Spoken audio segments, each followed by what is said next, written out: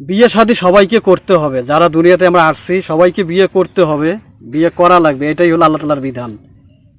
তাই দেখেন বন্ধু, আমরা যারা বিয়ে করছি বা এখনো করি নাই, আর আমরা যারা বিয়ে করেছি, বউ যখন বাড়িতে নিয়ে আসি কিছুদিন ভালো থাকে, শ্বশুর শাশুড়ি বউ খুব মধুর সম্পর্ক। যখনই দেখবেন 1-2 বছর চলে গেছে বন্ধু, দেখবেন শ্বশুর আর শাশুড়ির বউ আর শাশুড়ির মধ্যে দ্বন্দ্ব লেগে যায়। কি কারণে হয়? এই শাশুড়ি বৌমাকে দেখতে পারে না, এটা দিয়ে খোঁচা দেয়, ওটা দিয়ে খোঁচা দেয়, এইভাবে আস্তে আস্তে দুইজনের মধ্যে দ্বন্দ্ব সৃষ্টি হয়ে যায়। এই যখন দ্বন্দ্ব সৃষ্টি হয়ে যায় তখন একে অপরের সঙ্গে হিংসা শুরু হয়ে যায়। ওই বউ যখন রাত্রেবেলা একসঙ্গে স্বামীর সাথে শোয়, ওই স্বামীকে বুদ্ধি দেয়, দেখো তোমার মা এটা এটা করতেছে।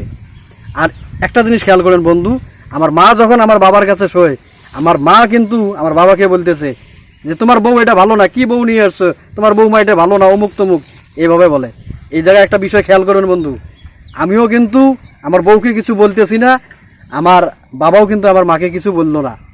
শয়তান কিন্তু এরা দুইজনেই, মেয়ে মানুষ কিন্তু মায়ের জাত, শয়তানি বুদ্ধি কিন্তু এখান থেকেই আসে।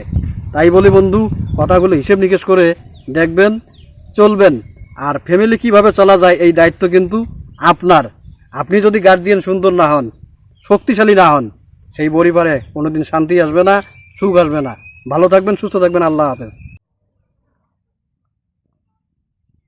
অবশ্যই আমার ইউটিউব চ্যানেল সাবস্ক্রাইব করে আমার সাথে থাকবেন। ধন্যবাদ আপনাদেরকে।